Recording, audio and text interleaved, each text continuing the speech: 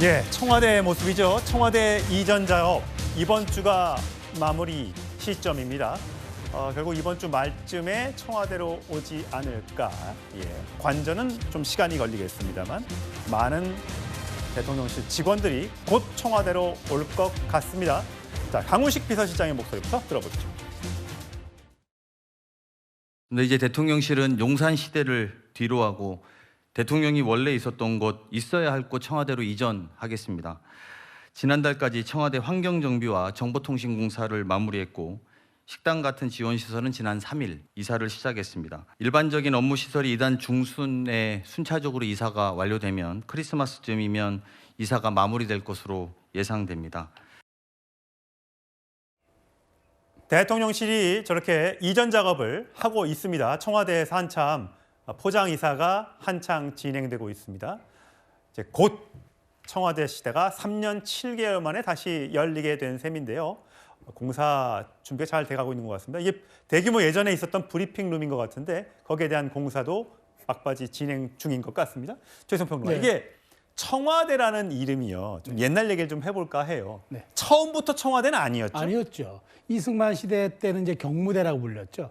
경무대 역사는 정말 또 4.19와 이어지면서 굉장히 부정적인 그 역사가 있었잖아요. 근데 이제 결국 작년 당시 이제 우리 총리가 내각제 때 이제 대통령 역할을 하면서 그때 이제 그 청와대라는 이름을, 그러니까 청와대 위에 그 기와가 파란색이잖아요. 예. 백악관은 하얗게 칠해져 있으니까 우리가 화이트하우스라고 부르고 예. 저희는 이제 블루하우스라고 이제 이렇게 청와대로 계칭을 했는데 어쨌든 그러면서 이제 영육의 역사를 계속 거쳐왔습니다. 그러다가 이제 그 노태우 정부 시절에 그 춘추관을 신축하면서 이제 기자들 공간이 별도로 되면서 약간 현대화된 거고요. 관저도 그때 새로 지었죠. 관저도 새로 지었죠. 그러면서 계속 이어져 오다가 용산 시대가 잠깐 열렸지만 결국에는 청와대로 왔는데 저는 여기서 하나 지적드리고 싶은 말씀이 이겁니다.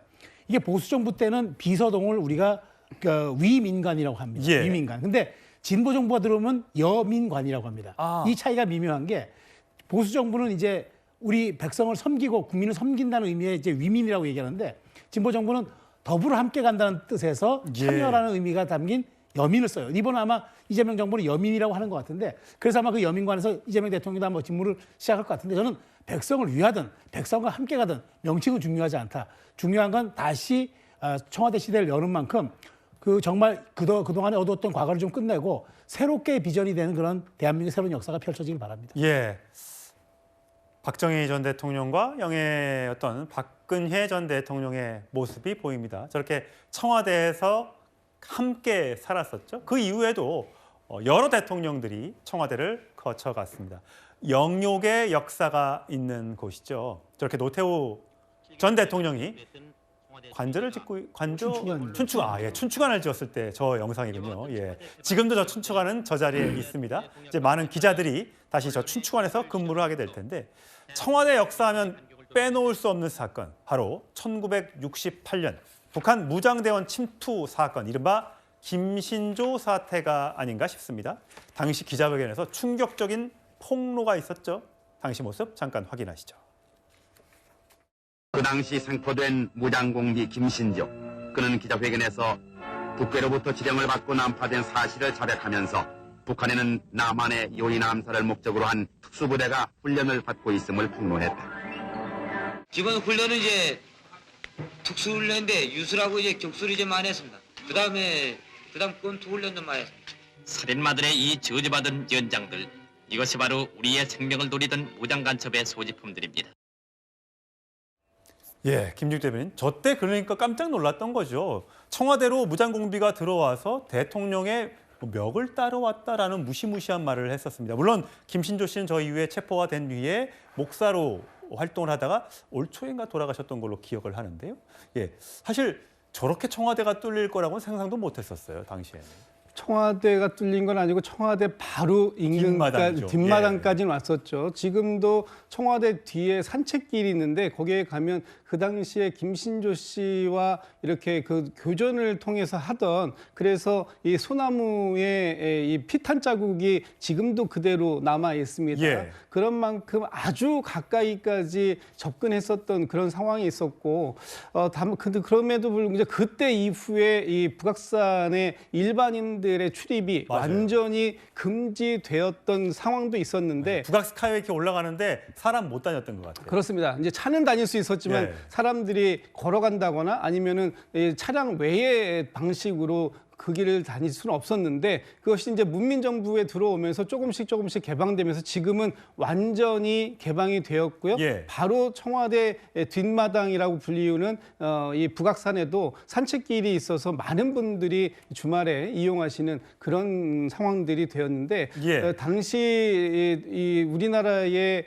이 대통령 바로 숙소까지 그 간첩들이 들어와서 대통령에게 위해를 가하겠다라고 하는 상황들까지 연출됐다라는 부분에 있어서 굉장히 일반 국민들의 그 국민들을 놀라게 했었던 그런 상황들이 있었죠. 지금 보시는 저 장면이 청와대 뒤편에 등산로입니다. 예.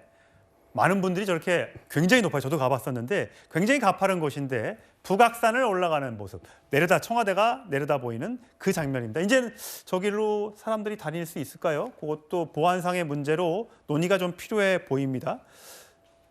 김경 대변인, 사실 청와대 하면 녹지원이 있잖아요. 네. 그럼 보면 예전에 YS 김영삼 전 대통령이 열심히 조깅을 하던 생각이 나요.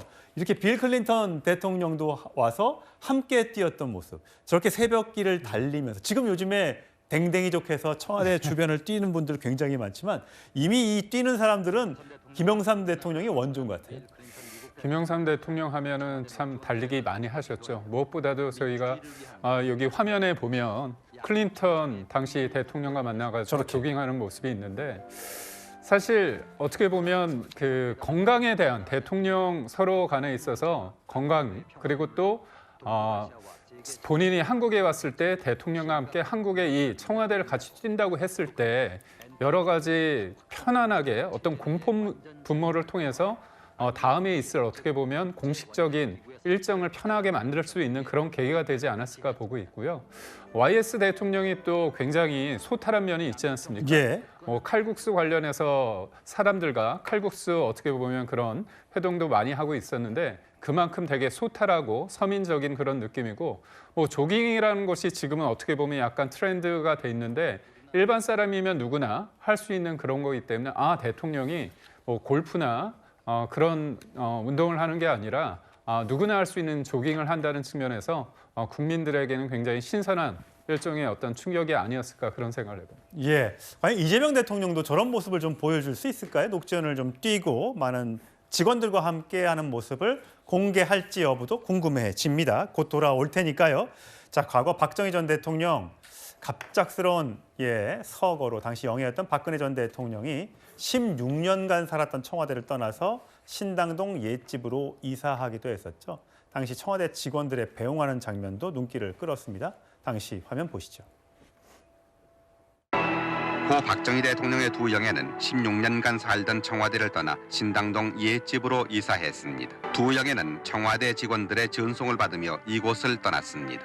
서울 신당동 이 집은 고 박 대통령 일가족이 1958년 5월부터 3년 3개월간 살던 집으로, 유자녀들은 아버지가 나라의 최고 책임자가 돼서 함께 이 집을 떠난 지 18년 만에 양친을 모두 여인 채 외롭게 돌아온 것입니다. 예, 저렇게 어렸을 때 박근혜 전 대통령 가족들, 동생과 여동생과 이렇게 함께 지내던 모습들, 굉장히 지금 흑백 영상으로 보니까 또 감회가 새로운데요. 대통령이 잘 돼서 명예롭게 퇴진을 하고 또 살아서 오랫동안 원로로 남고, 이런 모습들이 참 연출되면 참 좋겠는데, 많은 대통령들이 감옥에 가기도 하고 뒷일이 잘 안 좋다 보니까 청와대 터가 좋은 거 안 좋은 거 아니야? 그래서 이제 윤석열 전 대통령도 용산으로 간 것 아니냐? 이런 얘기들 계속 많았었잖아요. 전 사실 청와대가 흉지다. 그래서 이제 그 전직 대통령들의 말로가 안 좋은 것이 이런 얘기도 많았잖아요. 저는 길지든 흉지든의 차이는 하나라고 봅니다. 결국 퇴임 때 국민의 마음을 사면 그게 길지입니다. 길지가 흉지가 풍수지리로 저는 국한되는 게 아니라고 보고요.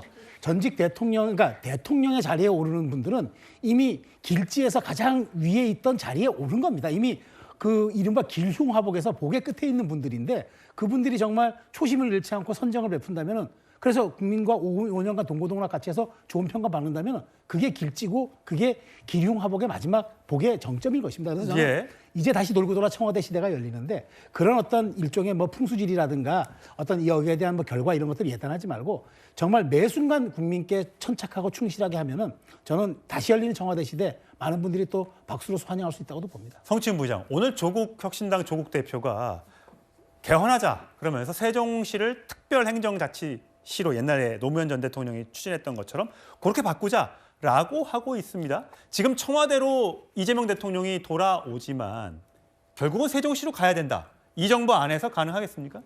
일단 이 정부 안에서 저는 첫 삽이라도 좀 떠야 되지 않겠나라는 말씀을 드리고 싶습니다. 말씀하신 것처럼 참여정부 때부터 상당히 오랜 기간 추진을 해왔던 건데 아직도 사실 문재인 정부 때도 간다 이야기만 해도 결국 실행하지 못했잖아요.